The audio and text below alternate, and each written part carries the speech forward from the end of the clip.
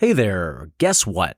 If you're a farmer, you can have your low tunnels paid for by the NRCS.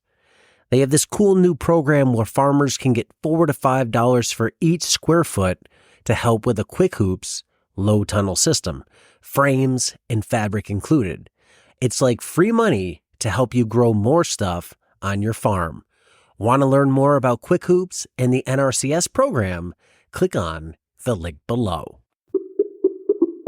A lot of our customers know that if they want stuff like sugar snap peas, they come in short supply sometimes. It's a short window of time when they're harvested, like strawberries.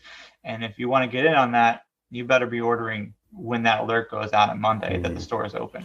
And we tell customers that they're welcome to edit their orders anytime up until 9, 10 o'clock on a Thursday and change stuff, add stuff, remove stuff, whatever. We're open to anything up until that deadline. And then after that, like, your order is locked in. We've already sent orders out to our vendors to supply stuff. So like, you can't change stuff after that. For a while, we took late orders. Customers had to learn when the time was, when to remember. And we had some chronic late customers. It was pretty funny. We have to call them, stuff like that. But we do a combination of email and actually text reminders to some customers. We do send out another reminder about 6-7 p.m. on a Wednesday night. It says, hey, don't forget to order. The deadline is tomorrow morning at 9, 10 a.m. And then if there's anything that's changed during the week, we include it then too.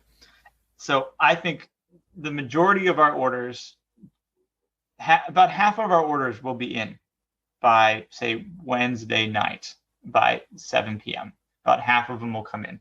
And then after that, half to 3/4, somewhere in there. And then after that, you get a bunch of them after you send that reminder out. And then the remaining bits come in Thursday morning. And then we send another round of emails to anyone that hasn't ordered still. So the other 2 blasts go out to everybody that's already ordered and that hasn't ordered. And then Thursday morning at 7, 8 a.m. in the morning, we send out a final email and text reminder to people that have not ordered yet and say, hey, deadline's at X time. And some of this comes from asking customers, do you want to be reminded Thursday morning because you haven't ordered yet? And a lot of them say yes, absolutely. And pretty much every week, there's a couple customers that send us a thank you note for our reminders. So you send text reminders too? Yes, I have an integration with one of our pieces of software we use that sends text reminders out to people. And it's fairly low cost. And then you're talking about a couple cents to send someone that may place a $50 order. Is it Twilio? Yes.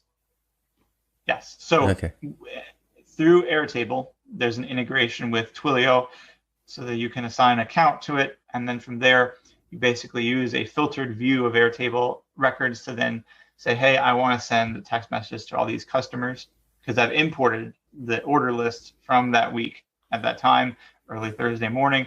And then it filters out only the customers that haven't ordered yet that are usually consistent. And then it sends them all a text message that says, hey, deadline's this time. Here's a link. If you didn't need to order this week, have a great week. Some people order every other week. And then, that's pretty effective for some customers, more than an email. And I was going to ask you on that in terms of text versus email. For me, reminder, I much rather get a text than an email. Do you find that has really helped having that feature? It's really helped with the people that are chronically forgetful for the deadline, which is a hard thing. It's a hard thing to remember to put a deadline in for a produce order every week by a certain time. A lot of people Thursday morning is that you're always pushing to that Wednesday to remember. And then if you forget Wednesday because you're busy, so I think it's a pretty big deal for people to have that. And the reminder in text messaging, we've certainly seen a much greater reliability from certain customers if we send a text reminder. And many of us thank them for us, thank us for the alert every week. And we haven't done a very good job of, I think, really polling people and asking if they want to be added to that. But what happens is if someone doesn't order and then they say, hey, I forgot to order last week, I say, do you want to be put on the text reminder list? And someone go, oh yeah, that would be awesome. And then, that kind of thing. If you say no, some dislike the emails, we generally cater to, I would say, an older generation still. A lot of our home deliveries are retired, older folks, and emails are fine for them. they're checking their email once or twice a day, regardless, usually early in the morning, and that works. I would definitely advise you to know your customer, know what type of customers they are, and if you have a more younger crowd, text messages are going to be far more reliable than email reminders are. They work well for us, but not everyone has the same customer group, depending on how you market. And I think if you are a CSA farm, you're generally working more with families, and then text messages are going to be more important than necessarily emails are. I think emails are good to give information out, but text messages are a great way to remind people. And Airtable costs for an account that we run $20 a month.